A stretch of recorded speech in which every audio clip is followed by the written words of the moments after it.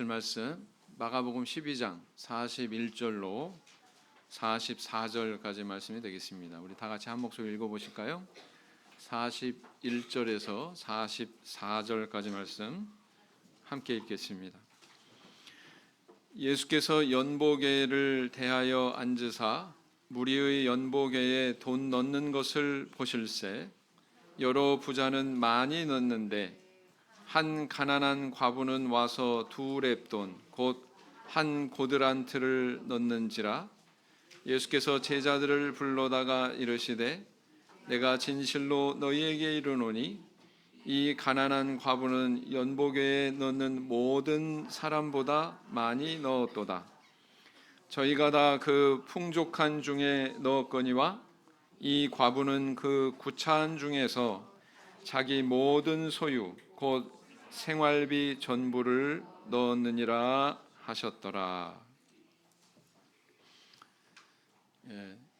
1차 세계대전이 끝나고 패전국인 독일은 엄청난 그런 인플레이션을 경험을 했죠. 소위 하이퍼 인플레이션 이렇게도 표현하는데 1924년 그 무렵에 당시 역사상 최고액의 화폐로 100조 마르크 1억도 아니고요. 100조 마르크라고 하는 지폐가 등장을 했습니다. 액수로 보면 굉장히 큰 것 같은데 100조 마르크는 어느 정도 가치였냐?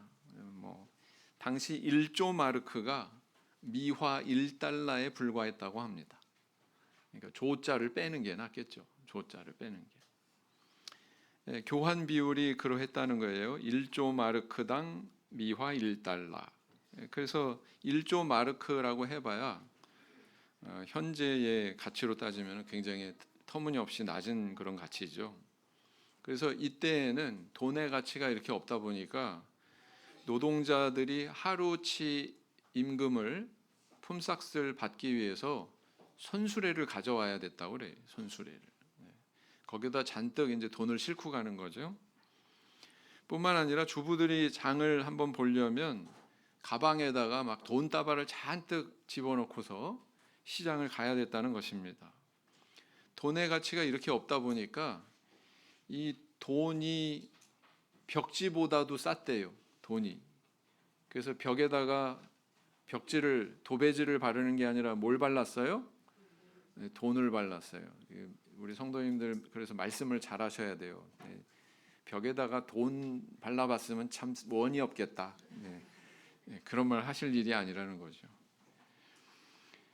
돈이 이렇게 가치가 없다 보니까 황당한 일도 많이 발생했다고 하죠. 어떤 도둑은 할머니가 이렇게 돈 바구니를 옆에다 두고 한눈 파는 사이에 훔쳐갔대요. 도둑이. 뭘 훔쳐갔어요?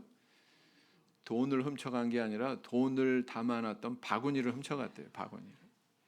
바구니 가격이 이 돈보다 더 비싸다는 얘기죠. 그런가 하면은 근검절약에서 돈을 모은 사람은 돈이 이렇게 휴지 조각이 되다 보니까 알거지가 된 반면 일은 안 하고 맨날 술만 들이킨 사람은 마당에 잔뜩 쌓인 술병으로 인해서 부자가 됐다고 하는, 그 술병을 어떻게 한 거예요? 밖에다 파는 거죠.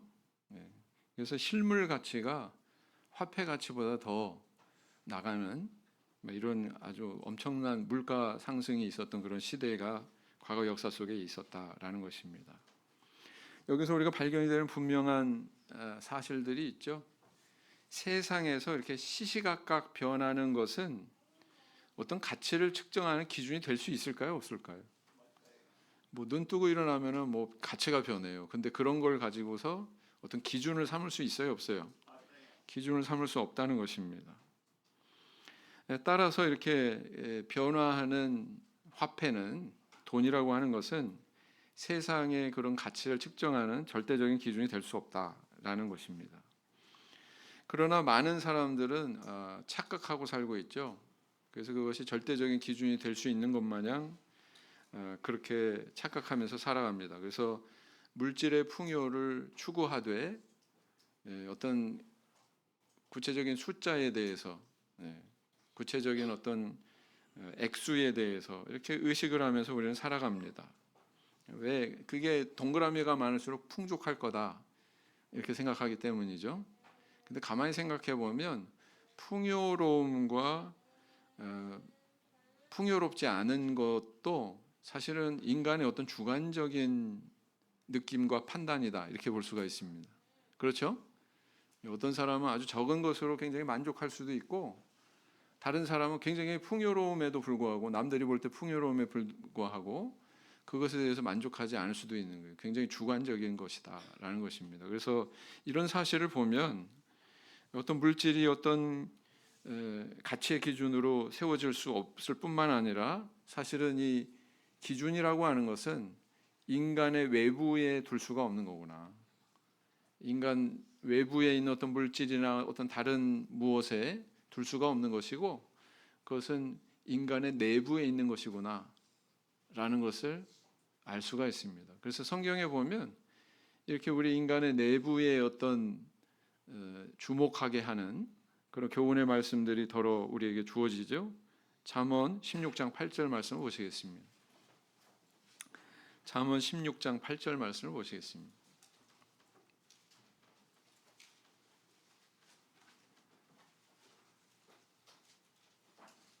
잠언 16장 8절 같이 읽겠습니다. 시작.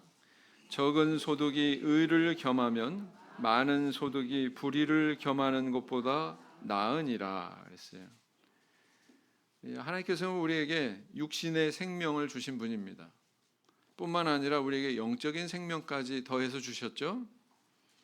최고의 것을 우리한테 주셨고, 사실은 모든 것을 우리한테 주셨어요. 그래서 생명을 주신 것에 대한 감사의 뜻으로, 그것이 영적이건 육적이건 그 은혜를 받은 성도는 다 이렇게 하나님께 다시 생명을 되돌려 드리려고 하는 마음이 있습니다.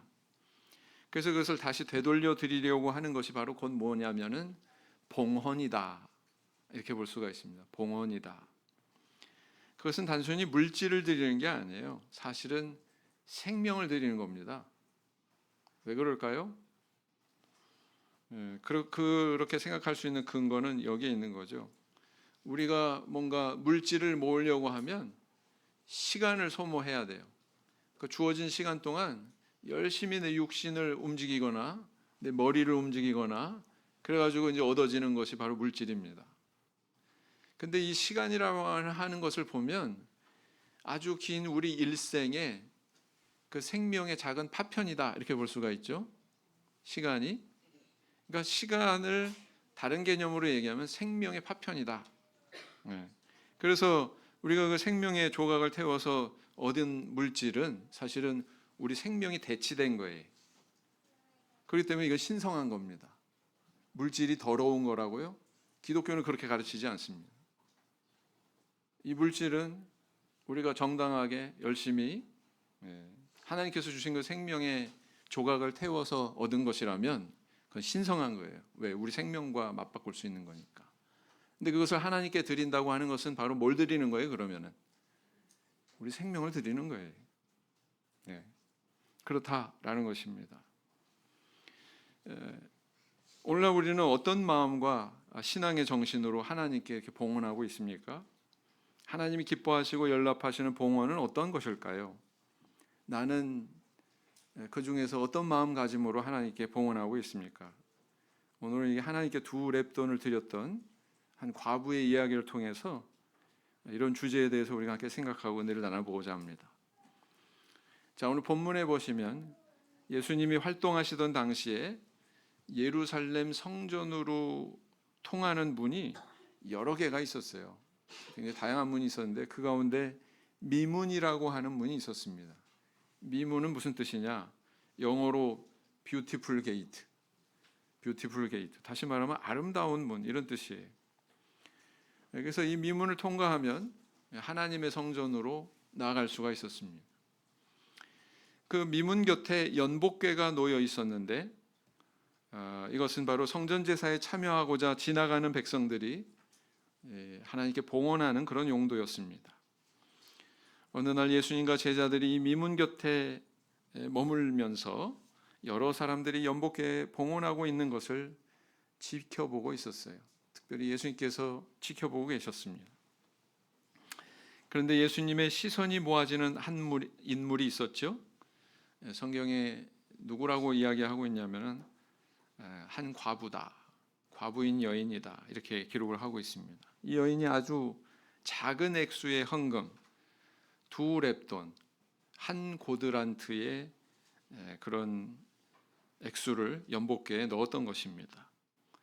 이 렙돈이라고 하는 건 뭐냐면요, 유대 사람들이 사용하는 화폐 단위 중에서 가장 작은 단위가 바로 렙돈입니다. 고드란트는 바로 로마 사람이 사용하는 최소 화폐 단위였습니다. 렙돈이라고 하는 것의 가치는 데나리온의 128분의 1 정도가 되었다고 그래요. 상당히 작은 액수죠. 그래서 현대 화폐 가치로 환산하면 한 1,500원 정도, 1,500원 정도의 그런 액수가 되지 않을까 이렇게 추정을 합니다. 여러분 1,500원으로 뭐 해요? 우리 학생반 1,500원 있으면 뭐 합니까? 라면 사 먹는다. 또 삼각김밥 사 먹는다. 뭐 그 정도 되는 액수죠. 네, 그렇습니다. 이 한 과부의 봉헌의 모습을 보시던 예수님이 제자들에게 말씀하셨습니다. 이 가난한 과부가 모든 사람보다 많이 넣었느니라. 여러분 여기에 대해서 동감이 되세요? 네. 불과 라면 한 봉지, 삼각김밥 하나 사 먹을 수 있는 정도의 돈을 봉헌한 이 여인에 대해서 예수님께서 이렇게 평가하셨다는 거예요. 예수님께서는 왜 이 과부의 헌금에 대해서 이렇게 평가를 하고 계실까요? 왜 또 이것을 제자들에게 공개적으로 이렇게 밝히면서 이야기하고 계실까요?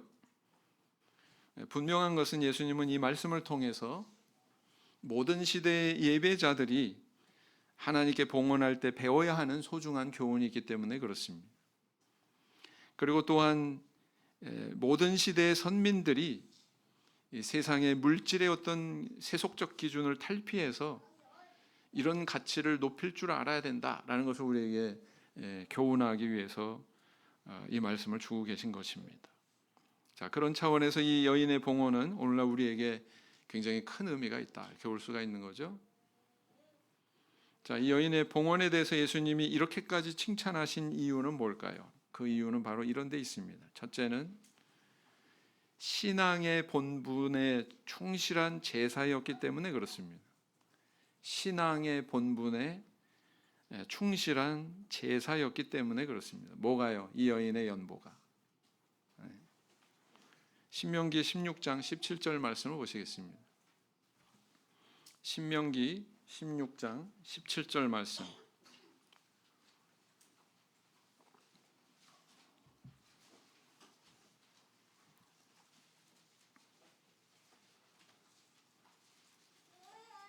신명기 16장 17절 같이 읽겠습니다. 시작. 각 사람이 내 하나님 여호와의 주신 복을 따라 그 힘대로 물건을 드릴지니라 그랬어요. 그 힘대로 물건을 드릴지니라 그랬습니다.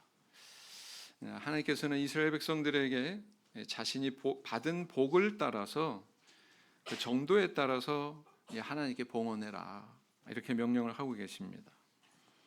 그래서 이것은 선민이라면 하나님께 이행해야 되는 그 신앙의 의무의 영역이다 이렇게 이야기할 수가 있겠죠.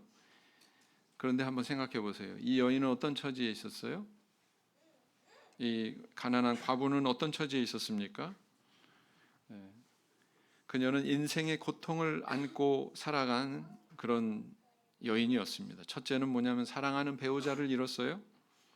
그로 인해서 인생의 아픔과 상처를 경험했습니다. 앞으로도 홀로 남아서 인생을 살아가야 하는 그런 외로운 처지였다라는 것이죠. 둘째는 뭐냐면은 그건 과거사는 그렇다 치고 이 여인에게는 또 어떤 문제가 있었습니까? 현재 오늘을 살아가야 하는데 경제적인 고통을 감내하면서 힘겹게 살아가야 되는 그런 현실이 있었습니다. 그런 현실은 미래에도 별로 바뀔 수 있는 여지가 없었죠. 왜냐하면 오늘날에는 이 산업사회가 되다 보니까 여성들의 일자리가 차고 넘칩니다. 이 기사를 보면 남자들 일자리보다 여인들이 할 일자리가 더 많다고 그래요, 요즘 시대는. 근데 이 시대는 그런 때가 아니에요. 근육 주도형의 시대였습니다. 그래서 남성들이 힘을 써서 노동을 해서 농사를 짓기도 하고, 그죠? 그리고 굉장히 커다란 그 노동력을 들여서 해야만 되는 그런 일들을 하는 시대였습니다. 여인들이 할 수 있는 일이라고는 고작 바느질이나 뭐 가내 수공업이 전부였던 그런 시대였죠. 그래서 당시에 만약에 남편을 잃고 과부가 된다는 것은 그것은 생계에 크게 위협을 느끼는 사회 속에서 극빈자로 편입이 된다고 하는 의미였습니다. 그래서 구약의 율법서에서는 이 3대 그 자선을 베풀어야 되는 대상에 대해서 명시하고 있죠. 첫째는 고아, 그다음 과부, 셋째가 나그네. 그렇지 않습니까? 네. 그래서 이 사회의 취약계층, 돌봐줘야 되는 걸 불쌍한 계층으로 분류를 해서 그들에게 자선을 베풀어라, 이렇게 하나님께서 명령을 하셨습니다. 신명기 24장 19절 말씀을 보시겠습니다. 신명기 24장 19절 말씀을 보시겠습니다. 신명기 24장 19절 같이 읽겠습니다. 시작. 내가 밭에서 곡식을 벨 때에 그 한 붓을 밭에 잊어버렸거든 다시 가서 취하지 말고 객과 고아와 과부를 위하여 버려두라. 그리하면 내 하나님 여호와께서 내 손으로 하는 범사에 복을 내리시리라 그랬어요. 자, 이렇게 과부라고 하는 이 처지의 여인은 사별의 아픔, 또 정신적인 그런 상처, 그다음 경제적인 고통, 여러 가지를 이렇게 감내하면서 살아가야만 됐습니다. 감사할 게 얼마나 있었을까요? 우리가 객관적으로 생각할 때. 근데 이 여인이 하나님께 예배드리고자 성전을 향해서 발걸음을 옮겼고 그 노정에서 또 연복궤를 만나 거기에 헌물까지 드리고자 했다라는 것입니다. 우리는 이 과부의 행로에서 그녀의 가슴 속에 있는 신앙을 발견하게 됩니다. 그녀의 가슴 속에 뭐가 있었어요? 하나님께 대한 뭐가 있었어요? 감사함이 있었어요. 감사. 여러분, 감사함이 없이 예배하러 나갔을까요? 여러분, 감사함이 없이 연복궤에 봉헌할 수 있었을까요? 아니죠. 분명한 것은 그녀의 가슴 속에 하나님께 대한 감사의 마음이 있었다라는 것입니다. 참 이 사실이 놀랍지 않습니까? 왜냐하면 사람은 인생에 상처가 깊으면 마음의 병이 들기 쉽습니다. 그래서 감사함도 사라지고요. 어떤 경우는 나는 지금 처지가 이런데 무슨 예배야, 무슨 감사야, 무슨 봉헌이야, 이렇게 생각할 수 있지 않습니까? 남편을 잃었어요. 정말 내 인생을 주관하는 분이 하나님이라면 왜 나한테 이런 시련을 주십니까? 하고 원망의 마음이 앞설 수도 있습니다. 근데 이 여인은 그렇지 않았다는 거예요. 앞으로 장래 나에게 뭔가 별 희망도 보이지 않았는데 그럼에도 불구하고 이 여인의 가슴 속에 감사가 있었다는 것입니다. 오히려 하나님께 반감을 품을 수도 있는 그런 처지였는데 오히려 하나님께 이렇게 감사의 마음으로 나아갔던 것입니다. 이것이 바로 여인이 보여준 행로고 신앙이었다라는 거예요. 바로 이 성전에 올라가는 그녀의 모습이 바로 그녀의 이런 순전한 신앙을 대변해주고 있는 것입니다. 예수님은 바로 그녀의 이런 신앙을 보신 거예요.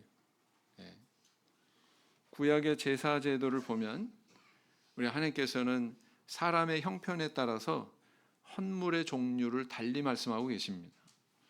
소를 제물로 드릴 수 있지만 그 형편이 안 되면 뭐로 드리라고 그랬어요?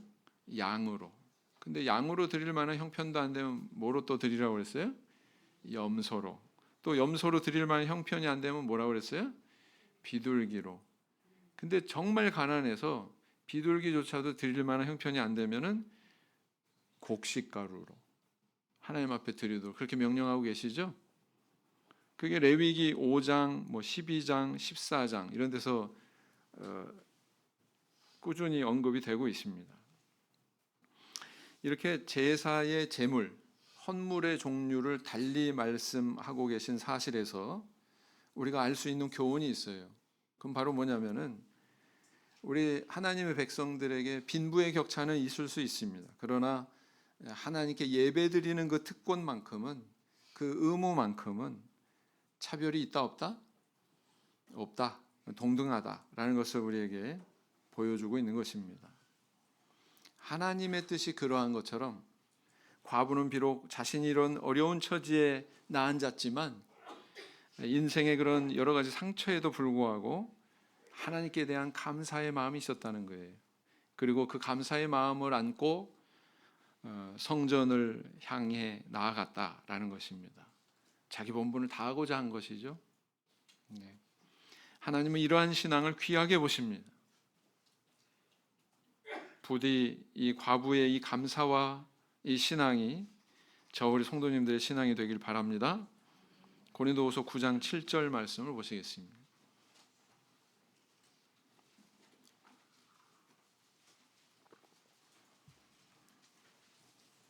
고린도후서 9장 7절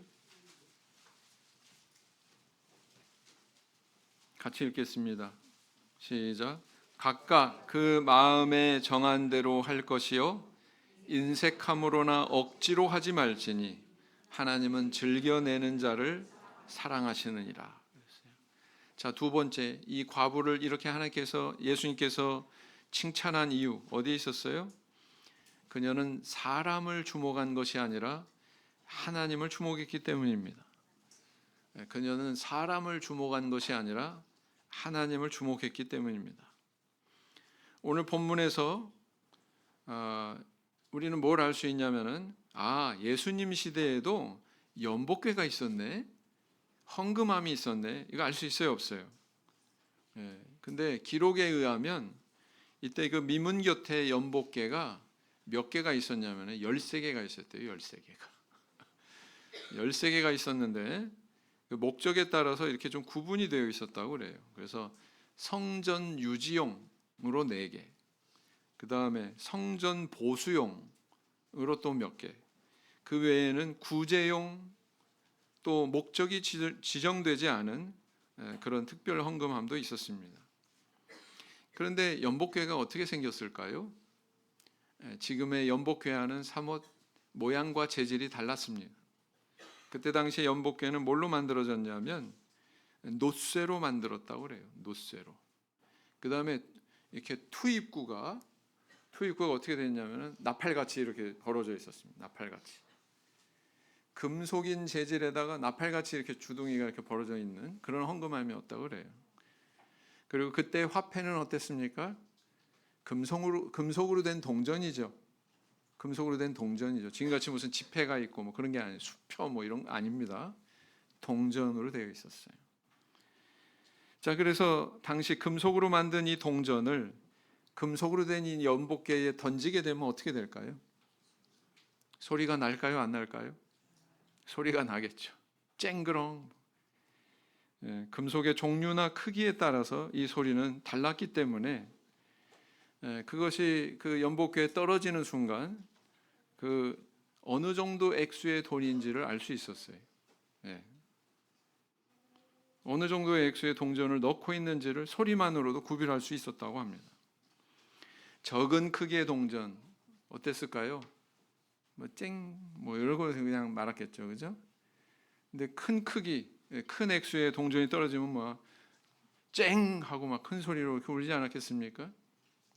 아마 그랬을 겁니다. 또 적은 수의 동전을 넣으면은 뭐 몇 번, 한두 번 찡찡 이렇게 울리고 말 텐데 굉장히 많은 또 동전을 넣었으면 어땠을까요?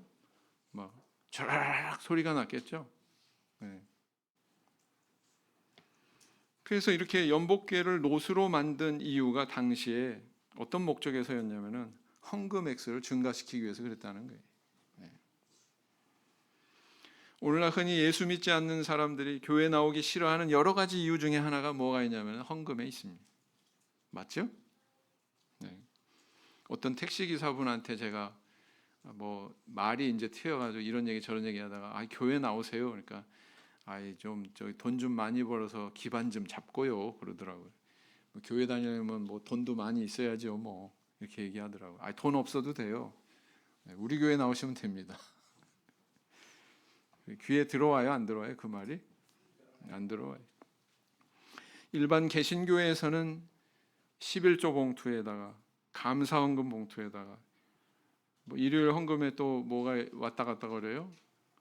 매미채 같이 생긴 게 왔다 갔다 하죠, 그죠? 뿐만 아니라 또 다른 헌금 봉투가 있는데 추수감사절 헌금 봉투가 있고 맥주 감사절 헌금 봉투가 또 따로 있고 고난주간 헌금 봉투 또 따로 있고 이 위에도 여러 가지 목적의 헌금 봉투가 따로 있습니다. 우리가 언제 보리 농사 짓습니까? 네? 지금 농경사입니까? 추수감사절 뭐 이런 우리 추수감사절 지켜요? 우리 사회 속에서? 안 지키죠. 그래서 이렇게 다양한 그 헌금 봉투를 마련해서 헌금을 권장하는 그런 행동을 하죠. 예배 때마다 또 축복 기도를 명목으로 강대상에 봉헌자 이름이 쓰여진 봉투를 잔뜩 이렇게 올려놓고서는 일일이 다 얘기합니다. 일일이 다 그렇게 얘기를 해요. 이름을 거명을 하면서 누가 해주셨습니다. 누가 해주셨습니다. 그렇게 이야기를 합니다. 자, 이것은 어떻습니까? 성경 정신에 맞아요? 어긋나요? 우리 교회는 그러면 돼요? 안 돼요? 우리 교회는 그러면 안 돼요. 네. 왜냐하면 연보는 하나님께만 드려지는 예배의 과정이기 때문에 그렇습니다. 인색함으로나 억지로 하지 말지니 그랬잖아요. 억지로 하는 상황을 조장하면 돼요? 안 돼요? 네? 근데 이게 억지로 하는 상황이 조장될 수 있어요? 없어요? 이런 것들이. 네? 무슨 봉투 뭐 추수감사절 헌금이니 뭐 고난주간 헌금이니 이런 게 그런 걸 조장할 수 있습니까? 없습니까? 네. 여기다 수북히 쌓아놓고 축복기도 한다는 명목으로 이름 거명하고 조장하면 됩니까? 안 됩니까? 안 되죠. 네. 이건 성경의 정신에 어긋나는 거예요. 또 이 과부가 보여준 신앙과도 배치되는 것입니다. 이 봉헌의 환경 속에서 여인은 자신의 헌금 2렙돈을 넣었던 거예요. 유대인의 화폐 중에서 렙돈이라고 하는 이 단위는 얇다라고 하는 뜻에서 유래가 됩니다. 얇다. 렙돈이 연복계에 떨어져서 부딪힐 때 아마도 굉장히 작은 소리가 났을 겁니다. 여인의 입장에서 한번 생각해 보세요. 그 노쇠 헌금함에 자신이 넣는 이 2렙돈이 너무 작아서 헌금 액수가 다른 사람에게 노출되는 이 상황이 싫어서 안 할 수도 있지 않았겠습니까? 더구나 앞에서 여기 다른 부자들은 많이 넣는지라 그런 걸로 봐서 앞서서 많이 헌금한 사람들이 또 지나갔죠. 그런 상황에서 만약에 이 여인이 남의 눈을 의식하고 그러고 있었다면 헌금하고 싶었을까요? 그것이 너무나도 컸다면 헌금하고 싶었을까요? 근데 이 여인은 그걸 개의치 않았어요. 그걸 개의치 않았어요. 만약에 그런 마음이 그녀를 지배했다면 아예 봉헌을 하지 않기로 결심하거나 아예 내가 무슨 뭐 예배드려 무슨 성전이야. 성전에 올라가지 않을 것까지 생각할 수도 있었어요. 근데 이 여인은 그럼에도 불구하고 성전에 올라갔고 그 여정에서 봉헌까지 했다는 것입니다. 그녀의 마음속에 무엇이 발견되십니까? 우리는 이 여인의 행동에서 사람을 주목하고 그를 의식하는 것이 아니라 하나님만 의식하고 나아가는 이 여인의 신앙을 발견하게 되죠. 여인에게 그게 있었던 거예요. 만약에 자기 체면이나 다른 사람의 이목이나 뭐 이런 것들을 더 의식하는 여인이었다면 이렇게 행동하지 못했습니다. 하나님께 대한 감사의 마음이 깊어서 다른 그 무엇은 신경 쓰고 뭐 그럴 마음이 안 들어요. 그런 것이 의식되지 않아요. 내가 성전에 올라가서 하나님께 이렇게 감사로 예배드리겠다, 이 생각이 다른 무엇보다 컸기 때문에 이 여인은 용기를 낼 수 있었고 발걸음을 성전을 향할 수가 있었습니다. 그리고 봉헌까지 할 수 있었다라는 것입니다. 이것이 바로 이 여인이 우리에게 보여주고 있는 신앙이죠. 한 시골 교회에 어린이가 하나 전도가 된 적이 있습니다. 혼자 1시간 넘는 거리를 걸어서 교회를 출석하는 어린이였습니다. 참 신통하죠? 근데 어느 날 어린이 예배를 마치고 선생님이 헌금함을 정리하는데 헌금함에서 색종이로 접은 꽃이 나왔어요. 그래서 어떤 녀석이 이런 일을 했지? 추정하기를 새로 전도된 저 녀석이 장난기 있어가지고 이렇게 했나 보다. 근데 곧 선생님들은 그것은 장난기 때문에 이루어진 것이 아니고 이 아이가 가지고 있는 순수한 신앙 때문에 이루어진 행동임을 알게 됐습니다. 왜냐하면 선생님들이 얼마 전에 헌금에 대해서 아이들에게 교육을 했었거든요. 아이들에게 교육하기를 여러분들이 이렇게 헌금함에 넣는 것을 우리 하나님은, 우리 예수님은 다 보고 계셔, 뭐 이렇게 교육을 했단 말이에요. 근데 이 어린이는 그 가르침을 그대로 받아들이고 믿었던 것입니다. 한 번은 활동 시간에 하나님께 편지 쓰기를 했습니다. 근데 어느 아이가 손을 뜩 들더니 질문을 했어요. 선생님, 우리가 평소 다른 사람한테 편지 쓸 때는 우체통에 넣는데 이 하나님께 보내는 편지는 어디다 넣어야 돼요? 그랬더니 새로 전도된 이 어린아이가 대답을 대신했어요. 헌금함에 넣으면 돼. 그러면 하나님이 다 보셔.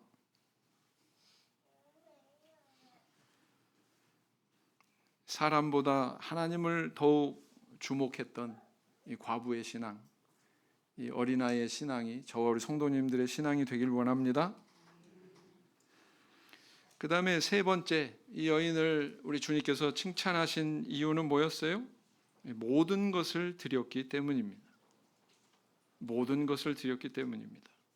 44절 보시면 저희는 다 그 풍족한 중에서 넣었거니와 이 과부는 그 구차한 중에서 자기 모든 소유 곧 생활비 전부를 넣었느니라 하셨더라 그랬어요. 주님이 이 여인을 가장 많이 넣었다고 이렇게 평가하신 세 번째 이유는 바로 전부 넣었기 때문이다라는 것입니다. 2렙돈이 그녀의 전부였어요. 구약 제사제도 중에서 번제라고 하는 것이 있죠.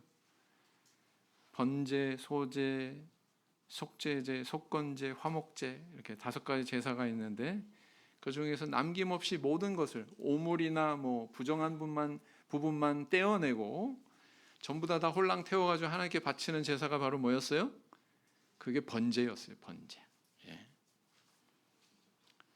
우리는 번제와 같은 그런 제사를 하나님께 드리고자 했던 신앙인들을 알고 있습니다. 아브라함이 그러했죠. 야, 내 아들 이삭을 나에게 번제로 바치라. 오늘 하나님께서 이렇게 명령하셨습니다. 그런데 그 명령을 하실 무렵에 그의 상황을 우리가 좀 살펴볼 필요가 있어요. 그의 서자라고 할 수 있는 이스마엘 함께 있었습니까? 아니면 떠나보냈습니까? 떠나보냈어요. 집에서 나가게 했습니다. 그 어머니와 같이 하갈과 그 아들 이스마엘을 이미 광야로 떠나보낸 상태에서 그럼 누구만 남았어요? 이삭 하나만 남았어요. 이삭을 나한테 번제로 바쳐라. 만약에 이스마엘이 아직도 집안에 남아 있었다면 마음속으로 한쪽에 위안이 됐을 수도 있어요. 나에게 이스마엘이 있지. 근데 그마저도 떠나보냈을 때 하나님께서 이 명령을 하셨다는 것입니다. 내 아들 독자를 내게 번제로 바쳐라. 근데 이 명령에 아브라함이 어떻게 행동했어요? 칼을 치켜들고 아들을 제물로 잡으려고 했죠. 그러나 그것이 하나님의 본심이었습니까? 그 이후에 아브라함아 성경에 뭐라고 기록되어 있어요? 아브라함아 하나님이 급하셨어요. 이 녀석이 진짜로? 아브라함은 이렇게 하나님 앞에 전부를 드리고자 했던 신앙인이었습니다. 그런가 하면은 열왕 시대에 사르밧의 한 과부 여인이 있었죠. 엘리야 선지자를 봉양했던.